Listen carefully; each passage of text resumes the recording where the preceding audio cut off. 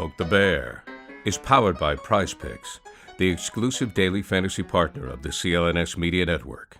And welcome into Poke the Bear, episode 227, presented by Prize Picks. Use that promo code CLNS to get up to $100 matched on your first deposit. And we're presented by Game Time.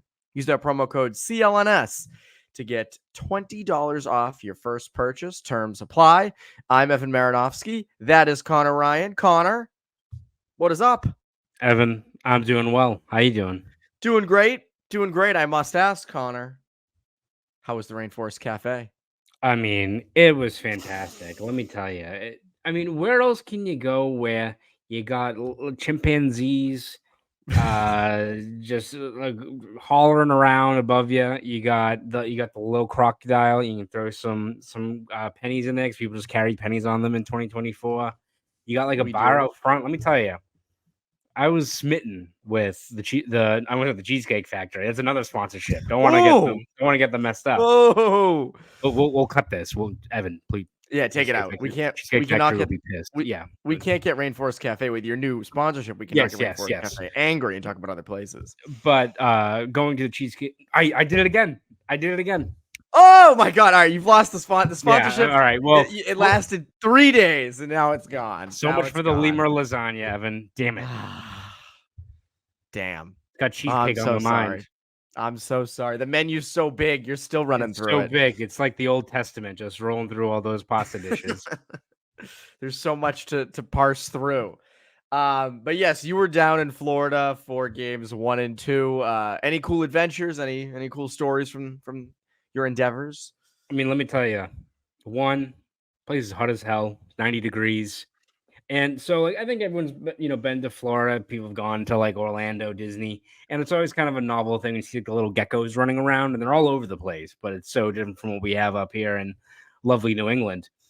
Dude, they got like velociraptors down there now. They have like legit iguanas that I think are like an invasive species, but like, dude, they're gigantic. Like they're like 3 feet long. And they're just going through the street? Yeah, they're just running around. You go like to any corner where there's like a tree and some shrubbery, and you'll hear like something in the bushes. It's like a legit like 3-foot lizard. It's horrifying. Damn, I don't like that at all. I think I've said this on on a podcast with you before. I've still never been to Florida. Isn't that crazy? Serious? I am dead serious. You have been to New York City. That has been addressed. So you have at least been to New York. But I've been to New York City now, but I have never been to Florida. I've been to random like other places in the United States, but I've never been to Florida, which like everybody's been to. I'm probably like in the 10% of people that have been to Florida. You're gonna get down there for Game 5, and then we'll take a quick detour. We'll get a whole crew of people. Bring Ty. We'll go to Epcot for the day. We'll take a quick flight up to Orlando. I can do that. We can do Magic Kingdom if you want. Like it's a small world. You got to do it. Well, I've been to Disney in California, but I know it's not the same. It's not the same, man. I know OG. I got West Coast people. My fiance is from Washington. She reps Disneyland out in California. Foolish. West Coast. It's like a crappier version. It's like I'll take like the souped up new version that is much cooler, even though it's still 90 degrees every fucking day in Orlando. But I digress, Evan. I digress. I respect that. Yeah, maybe I'll make the trip down for Game 5, and we can. We'll have a listener meetup. That'll be when we'll go to the Rainforest Cafe, and we'll go to. No, dude. I am in so much trouble, dude. All that you are in trouble. Is going right down the drain now. It's rough. Yeah, that's a tough. I fumbled the bag, Evan. I fumbled the bag. You had it too. You had it in your hands. Now, like Duncan's seeing this, they're probably considering you for a sponsorship, as they should have a long time ago. And they're like, they never will. I don't know what I did to annoy the big bosses at Duncan. And the guys taking big drags of this. The guys looking at me, being like, "Nah, this guy ain't it." But you're right, Evan. It's not helping my case. The worst thing that's happened to Duncan is Ben Affleck bombing at that Tom Brady roast. Yeah, I didn't watch too much of it, but I saw a few of the clips. Wasn't that great? You would think like a professional actor would have like the poise and like the writing down, or at least someone give him the script to hit a few dingers. Wasn't the case. No, just railing against people online, which is like kind of done many times. You're every person on Twitter. Yes, that's basically what that is. You know who we're really annoying right now? The listeners. 5 minutes in, we haven't touched the Bruins yet. Listen, if people would complain, go to the Rainforest Cafe, see how it is. Because let me tell you, and then it'll it chill is you out. spectacular. See a Yeah, sponsorship. it'll chill you out. You'll have a good time. I agree. Make it sound like it's like a CBD supplement. You got gorillas just punching you in the face as you're trying to eat your mozzarella sticks. It's like a CBD supplement mixed with like being on Molly. Yes, it's like exactly. you're like ooh, ah, and you got Yeah. like it's just to chill out of the fact of lemur lasagna. So really, Yes. it really all culminates into people are stuck on 95 in traffic right now. furious. You have no other options. You have to listen to us. Sorry, this is what you must listen to. All right, it's tied 1-1. Great game 1, bad game 2. What did you see that went wrong in game 2 for the Bruins? Yeah, I mean, I think it was kind of a similar script as to what played out last year, right? A lot of the same things in terms of the Bruins had struggles with Florida's forechecking pressure, but a lot of it still was like self-inflicted. Like listen, when Florida is being really effective on the forecheck and forcing turnovers, forcing errant passes, they're going to generate chances. They're going to put puck carriers under duress. We know that, but you saw a lot, even like in the playoffs last year, where the Bruins were doing stuff where they're trying to do too much, just not making the simple plays, failing to clear the puck when needed, or just kind of firing off pucks in no man's land, where it's almost like the Bruins' own lack of execution is what's doing them in, as opposed to necessarily what the Panthers are doing. That's not always the case. There's been plenty of times where it's just good forechecking pressure, but in a tight series where you look at last year, a 7-game series where a goal or two could have been the difference, quite a few times where it's guys that are just, too lackadaisical with the puck, sending the puck into no man's land, or it's getting picked off of a play when maybe the simple, smart, boring play would have been a lot safer against that team. I think you saw a lot of that in this last game. And again, we can talk about the physical aspect of it and how the Bruins can kind of build off of that, but I don't know. It's almost like you look at that game too, and the Bruins did not play well at all. The only guy I think probably played well was Swayman, who I don't think you're going to really fault him for a lot of his performance in that one, even though he got the boot in the third period. But it's almost like if the Bruins correct their own mistakes, a lot of these just obvious lapses you're seeing out there, they should be in a much better spot. And again, they started off strong. You had 2 missed empty nets, right, from Marchand and Beecher. You had the Coyle rang a shot off the post as well.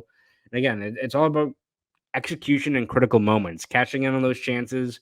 Who knows what happens if you don't, Charlie McAvoy doesn't screen Jeremy Swayman on a Gustav Forsling goal with 1.3 seconds left. Going to the third period, down 2-1. Probably feeling pretty good about where you're at in terms of kind of stemming the tide there. So, third period, I think it all just went to shit. That game got away in a hurry. We will talk about that, obviously, just the fight and the fracas, I guess, that played out. But yeah, a lot of similar stuff to what we saw last year, but also stuff that feels like it's just the Bruins themselves that are doing it. Like, even if it's just doing the simple, boring play, you're going to limit how many times Panthers are flying in your own zone with numbers, because it doesn't matter if it's Swayman on a heater or Ullmark or whoever it is. They're going to bury their chances if you give them to them on a silver platter like that. And I mean, I think to me, it boils down to like getting the puck out of your own end. Like you mentioned it, you've got, they love forcing its strong side. They love it. And it's like, like Forbort anticipated Wotherspoon sending it back weak side on that first goal. And Wotherspoon just tried to shove it up the glass. Yeah. And then there was nobody in front. Now that's on them. That's lack of chemistry. But I'm just surprised they don't try to go. They sometimes go weak side, but a lot of times they do just try to shovel it up the strong side boards. And again, it's caused turnovers, it's caused issues. But again, like I think a lot of game 2's problems boil down to when the Panthers turn it on, they turn it on. Yeah. And B, like on that, I think it was that fourth goal, start of the third, where Carlo got taken down behind the net. Bruins didn't have their legs. That, I think they were gassed. They were completely gassed. It's been a crazy 5 days. And I think they looked like a team that was run out of adrenaline. And now you have to find a way to mimic that game 1 game plan. And to me, it comes down to play structured hockey, finish your chances. And, it sounds easier said than done, but you can't keep turning the puck over coming out of your own zone. And you've got to force Florida to turn the puck over. That's the other thing. They are prone to doing that. Look at that first goal. The only goal you scored in that game, though, but yeah. And again, I mean, in game one, I mean, you look at game one, the amount of turnovers that Florida D had, and putting pressure on their D and making them cough the puck up and forcing them into areas that are uncomfortable. And I think that is the most important thing going forward. But, again, this is a tight series, and we'll get to general thoughts on the series later on. But I think the big story from Wednesday night, game 2, was all the fights, all the fisticuffs, all the toughness, all those things. I want to get to that, but first, a quick word from our friends over at Prize Picks. Quick break in the action to tell you about my good friends over at Prize Picks. Prize Picks has something for every sports fan, from basketball and hockey to League of Legends and everything in between. You can pick LeBron, Caitlin Clark, Connor McDavid, and Jude Bellingham all in the same entry. Prize Picks is really simple to play. I can make my picks and submit my entry in less than 60 seconds. And the best part, quick withdrawals, and it's easy gameplay, and an enormous selection of players and stat types are what make Prize Picks the #1 fantasy sports app. As the Bruins playoffs roll on, I'm liking the pick of Jeremy Swayman more saves. He's just been so good of late. And you know what? I also like Jake DeBrusk more goals. So download the app today and use code CLNS for a first deposit match up to $100. Again, download the app today and use code CLNS for a first deposit match up to $100. Prize Picks. Pick more, pick less. It's that easy. Now, back to the show. So I was stunned. I don't know what your vantage point was. Obviously, you were in the arena. I was not. I'm wondering, like, when that Pastrnak Tkachuk fight started to happen, ESPN, they were focused on the puck that was dumped in. I think the Bruins were going to retrieve a puck. And all of a sudden, Wischusen's like, and Pastrnak and Tkachuk. And it's like, cut to the fight. And they're taking forever to go to it. What was your, like, were you watching that? What happened? How did you see it?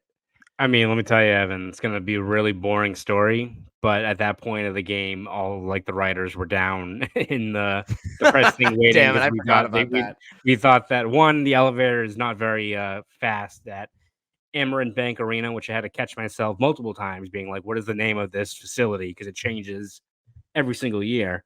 But we were all down there getting ready for what we thought was going to be. When you have a lopsided loss like that, it's like, all right, I think maybe these guys want to talk quick and get the hell out of here. So unfortunately, we were also on the same feed. So all of a sudden, like, it's like a little teeny tiny TV as well in there. So you just see like these two guys just like hit the ice. And I'm starting, I was like, I think that's Pastrnak and friggin' Tkachuk. So like we were, I think we will give a stick tap. I believe Ty Anderson was the lone person who stayed up high above the ice to quote Jack Edwards and see it all play out. But that game just went completely off the rails. And again, it's like, what do you think was going to happen, refs, when you take out Pat Maroon and Nick Cousins off of maybe saying a few meany words to each other? I don't really know what exactly absurd. Happened. That made no sense. All right, you have the two guys, or especially in Maroon's case, in terms of what he provides to the Bruins, of like the guys that can mediate in terms of, limiting things from really hitting the fan or curb guys from running over other guys or causing chaos afterwards. Instead, you take them out and then all hell breaks loose. It did the exact opposite of what the refs thought they were going to do. But to have it end with Pastrnak and Tkachuk, I mean, I don't think anyone had that on their bingo card in terms of two legitimate superstar players. I think someone mentioned that it's the highest combined cap hit in terms of the two guys fighting. So didn't have that on the bingo card, but it reinforces, I mean, for just the series in general, just how much this is going to get ratcheted up, I think, moving forward. Even like Marchand and Montour, that would like, it's like an old callback episode. You got the licking taunt, you've got him yelling in Marchand's face. Like I think it was Gudis with Joseph Wall last year, where he like screamed in his face after the OT goal. So it went from like already a very competitive series I think a lot of people are excited about to game 3 is going to should be interesting. We've had multiple times where we've had these kind of hype up before these playoff games, like, It's going to be crazy. Remember Game 5 in 2019 with Chara come back? That's going to be an all-timer. But that being said, like this one has all – yeah, that game sucked. This one, it does have all the makings, though. Of, like, you just feel like something's going to give. And it's going to be, I think, a critical kind of juncture for the Bruins, right? It's like it can go one of two ways. They galvanize over – either win or they lose. Yeah, well, there's that part of it, Evan. Yes, well said. But it's like you look at the Bruins and the way they kind of stood their ground and fought back, and even Pastrnak dropping the gloves in a fight he was never going to win, but clearly I think gained a lot of respect from his teammates for kind of showing that fight and not getting pushed around. They can build off of that, the Bruins, and continue to punch back, especially when, Matthew Tkachuk doesn't have Pat Maroon and, all these other guys out on the ice for the Bruins. They can continue to punch back and reassert themselves and show that last year they were kind of pushed all around in that series. That's not going to happen this year. Or the Panthers can ratchet up their physicality too, and the Bruins aren't able to match it. I think we're going to figure out a lot about both of these teams in Game 3 with the way those things played out. This series going into Game 3, first of all, I agree with you. It is the turning point. This is when things really start to take shape in a series. It's set up for the Bruins to take advantage of this, right? Yeah. To me, the ingredients are there for the Bruins to take command of this series in Game 3. Number one, Matthew Tkachuk goes out and challenges your leading goal scorer who has one career fight before last night, who never fights, and says, "You want to go?" And Pastrnak says, "Yeah," and says yes, and goes right out there and takes them and takes the punches. And obviously, Tkachuk won the fight. Including when he's on the ice. Even when he's on the ice. To me, going out and doing that should fire up that entire Bruins locker room. And I believe it will, because you got guys like Maroon who are adamant about things like that, who live by that code of, I'm not going to go out, and challenge another team. Like when John Scott, remember when John Scott tried to take on Phil Kessel, and Phil Kessel was like swinging his stick at him like in a preseason game. Like, you're not going to do that. And Tkachuk, I heard Tkachuk's comments, I think they were either today or yesterday, and he was like, "Oh, me and him, we're not known for fighting." And it's like, I would disagree there. I think Matthew Tkachuk, even though he's not, a goon, he still fights a lot more. He can fight a lot more than yeah. It is not, they're not the same weight class whatsoever. No. So that element is set up where it's like, all right, well, how do the Bruins respond? Do you go out there and do you take a run at Alex Barkov? Do you does Frederick go out and challenge Tkachuk? Does Maroon go out and challenge Tkachuk? Do you have Maroon going in the face of guys like Barkov or Verhaeghe and saying, "Hey, let's go, Sam Reinhart, let's fight," even though that's never going to happen? But do you have a guy like that trying to instigate that? And then the other side of it is like they matched it, right? That game was over. Bruins were never winning that game once that fourth goal went in. Yeah. They were getting smoked. And again, like if they just rolled over and played the rest of that game out and that was it, we'd be sitting here like, all right, have the Panthers figured it out? But the Bruins are fighting. The Bruins are fighting, legitimately fought their way back into getting momentum. And I know that the Panthers are more physical and better fighters and all that stuff. But to me, the fact that the Bruins in that game showed, hey, no, we're not quitting. We're not fighting. You look at like Fred, that third line got taken out at once just by, getting in tussles. Brazeau was doing doing a little tango. That was awesome. There's a lot going on yet. I was like losing track of everything going on as I'm on the elevator. I'm like, just check. Go back up. Go back up. Exactly. I was like McConaughey, that meme where he's taking the drag of the cigarette, looking at his phone. That's how I was like looking at everything. So, but I also think like you're going home. It's Game 3. It's a Friday night, a weird random Friday night game, but people will be rowdy for it. Like the opportunity is there to take it and to kind of grab hold of this series. And I look at, you mentioned like the Montour taunt. I think Tkachuk taunted Coyle at one point. And you look at, Tkachuk taking on Pastrnak. I just wonder if this wakes the Bruins up. If this kind of is like, all right, no, like we hate these guys, but now we really fucking hate these guys. So to me, like this is an opportunity for the Bruins to take command of this series in Game 3. And by the way, I want to continue this conversation, but if you want to go to Game 3, who better to go to? Who better to go through for tickets than Game Time? Quick break to tell you about my good friends over at Game Time. I am very excited about the NBA playoffs, and what's awesome is here in Boston, TD Garden is the best atmosphere for a playoff game. Thankfully, we have Game Time, which is an authorized ticket marketplace of the NBA, which makes playoff tickets even faster and easier. Prices on the Game Time app actually go down the closer it gets to the tip-off. And with killer last-minute deals, all-in prices, views from your seat, and their lowest price guarantee, Game Time takes the guesswork out of buying NBA tickets. Maybe it's the NBA playoffs or it's the NHL playoffs. The same is true with the Bruins. TD Garden gets so fun during this time of year, and you want to be there. The Bruins and Celtics are in pursuit of championships, and as the rounds go on, the crowd gets better and better. Nothing beats it. And with Game Time, there's last-minute deals. Save up to 60% off buying last-minute tickets for sports, concerts, comedy, theater. There's flash deals. Save even more with exclusive in-app deals on select seats ahead of the game or event. And there are zone deals. Save even more when you choose a section and let Game Time choose the seats. Again, take the guesswork out of buying NBA tickets and head over to Game Time. Download the Game Time app, create an account, and use code CLNS for $20 off your first purchase. Terms apply. Again, create an account and redeem code, again, CLNS. I can't be more clear about that. Use code CLNS for $20 off. Download Game Time today. Last minute tickets. Lowest price guaranteed. Now, back to the show. So I just saw Ty Anderson tweet, Trent Frederick's parents are in town for the weekend at least. Just saw them at the airport. Nice stalking, Ty. Mother's Day. Oh, he read that wrong. Mother's Day. Tripped me up. Mother's Day goal for Frederick. I think Mother's Day fight. Are you kidding me? Parents are in town. Yes. I think that's that looks like a fight to me. Whether it's tomorrow or Sunday. Do you have any leftover thoughts on the fights and the carrying over to Game 3?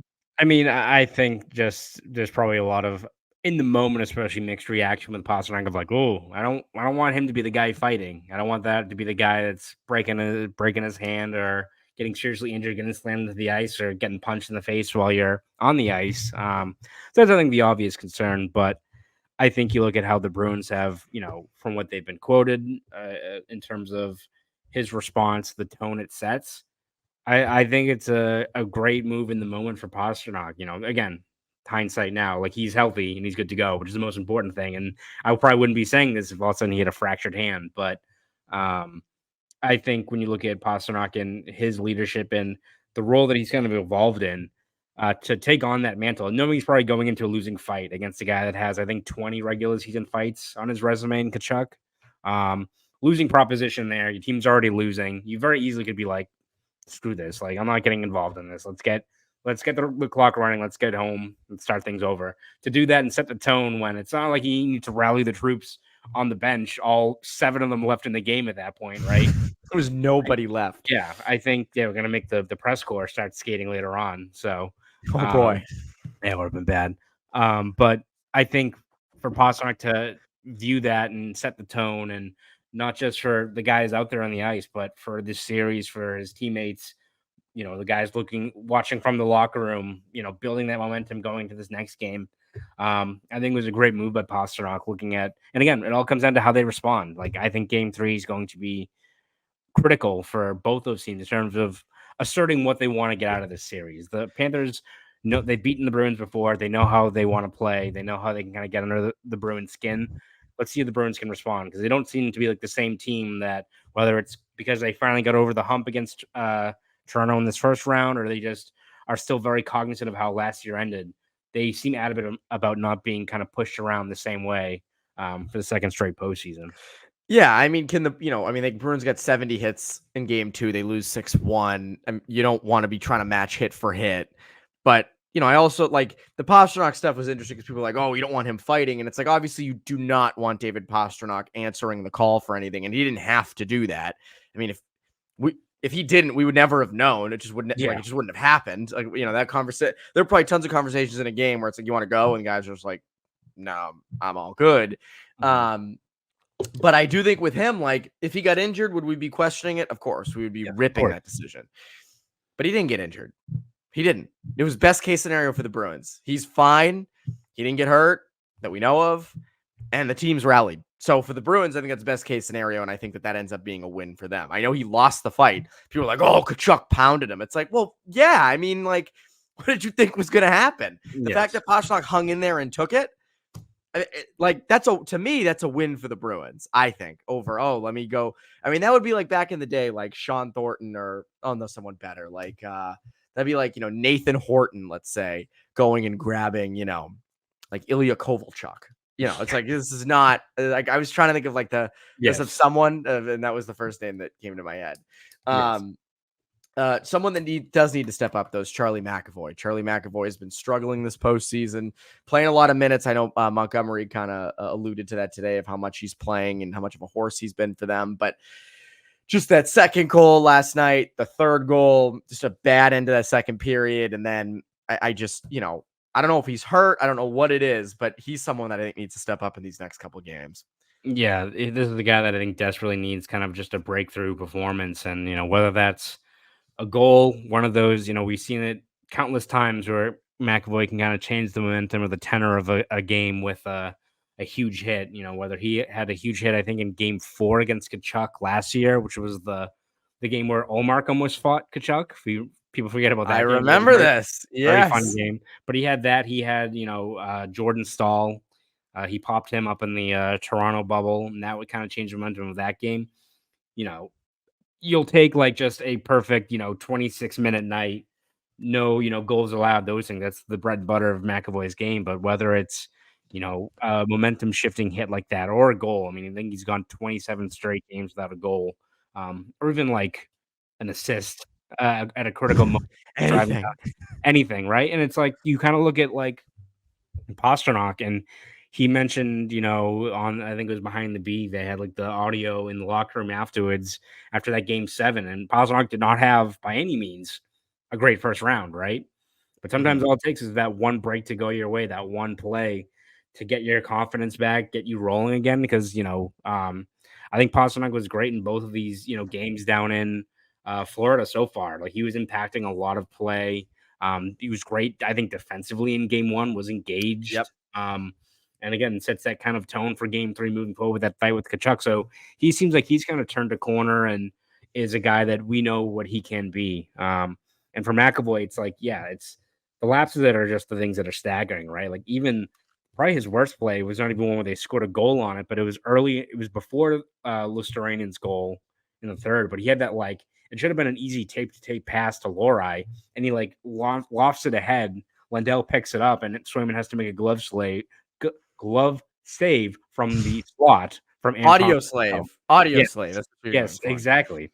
But like, that's probably the worst play, and Swayman bails him out there. But that another grade A chance that you can't have in that moment.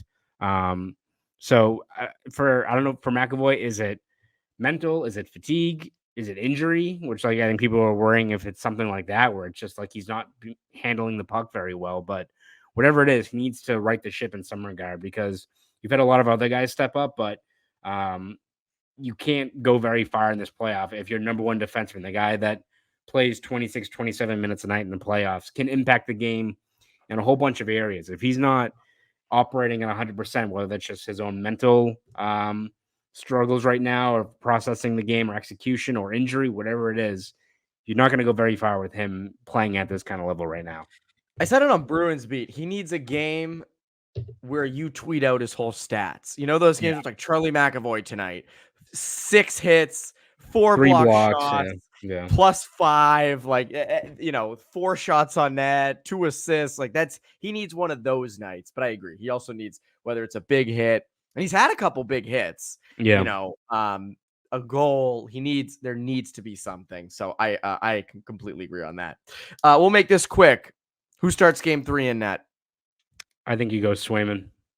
I think he still gives you the best chance right now, and that's not an indictment on Ullmark.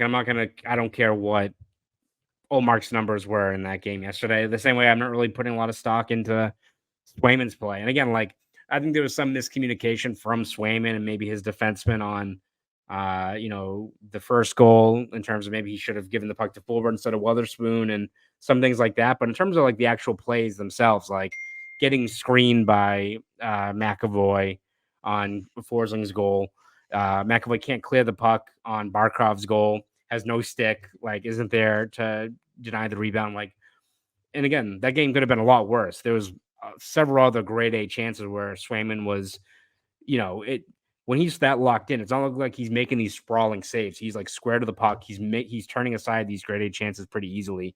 He still seems really locked in. I think, for the Bruins and for what we're expecting out of this game 3 with the compete level and the physicality and just the confidence and the poise of the Bruins should generate from how that game 2 ended.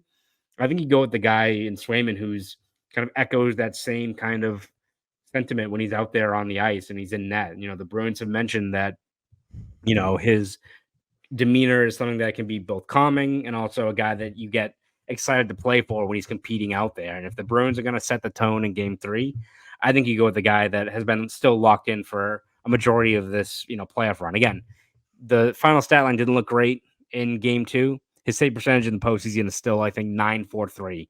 Still pretty good. I think you stick with him for another game. And if he's Swayman. If he's not good in game 3, you then turn to Ullmark, right? And you see what you can kind of right the ship there. But for now, I go with Swayman. Swayman has earned the right to have an iffy performance, which again, I still don't fault him for game 2. There was the defense in front of him. There were so many lapses, so many turnovers. He bailed you out in a ton of spots. To me, Swayman has earned the right to go in game 3 and be the goalie again. And if he stinks, if he is awful, then yes, then maybe you got to make a move. But if he continues to be solid and, it puts you at least in a position to win, it's his net. He's earned it. So to me, it's Swayman. I feel bad for Ullmark in a sense. It's like, played fine game 2 against the Leafs, but Swayman's just been on another level. Like I said this on Bruins, be like, you and I all year were, or at least I was, I think you were too. Like, I want to see the goalie rotation in the playoffs. I want to see them try it. At the same time, though, I don't think either of us anticipated the run that Swayman would go on at least round 1. Like when it's that, it's like, okay, that's off the table. He's the starter. That's just it, Whereas like if his numbers were like, 915 save percentage or whatever, it's like, all right, well then you rotate. That's why you have that. So yeah, I don't anticipate we see Ullmark for at least a couple of games. On this series though, have the first 2 games changed any of your predictions, outlook, anything on this series? I mean, I don't think so. I think it's 2 very good teams, and I think Panthers probably have the edge in terms of just their overall skill. But it's 2 teams that I still think will make a very competitive series. I think we both said Panthers in 7. I expect it's going to be 7 games the way these teams are playing. And again, you got 2 lopsided games in games 1 and 2, but it's both games are one team executing, the other team not. And I think there's going to be still like a feel out process as there is for any of these teams in a best of 7 series. And I don't want to make almost like a sweeping declaration of how this series is going until we get to game 3. I feel like game 3 is going to be where we're going to see what these guys are made of on both sides, right? And again, like it could be, it's not to say that it's going to be like the Bruins are going to just like beat the crap out of the Panthers. Panthers will punch back. Like they are also a battle tested team, but if the Bruins step up and show they can hang with them in that regard, it's going to make for a competitive series and maybe changes the complexion of if they come out and win game 3 and they're physical and match their physicality that the Panthers bring, maybe that it goes from Panthers in 7 to Bruins in 7, right? Like I feel like we're going to learn a lot more about the tenor and what this Bruins team especially is made of off of how they respond in game 3. Yeah, this has 2 games. I'm not surprised it's 1-1. I think to me, like if you're the Bruins, I think you feel good coming out of Florida because even in that 6-1 loss, a lot of that can be attributed to just overall exhaustion. But like you fought there at the end, good game 1 win. Swayman's still cooking. I mean, Montgomery talked to him when he came off the ice. I think the Bruins have a huge opportunity in game 3. Yeah. To me, that's the big thing. Like you've got a big freaking opportunity in front of you. And like you got to own it because if they come out and they have a stinker, like if it's like a 4-1 Panthers win or something, it's not great.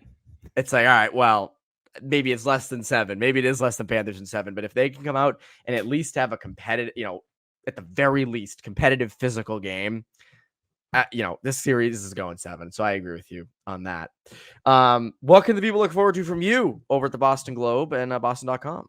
Yeah, you can follow all of our stuff over at the Globe and Boston.com. We have game recaps, features, takeaways, columns, breakdowns, all that good stuff for however long this run goes on for the Bruins. So read all this stuff over there. If you want to follow me on Twitter, you can at Conor Ryan _93.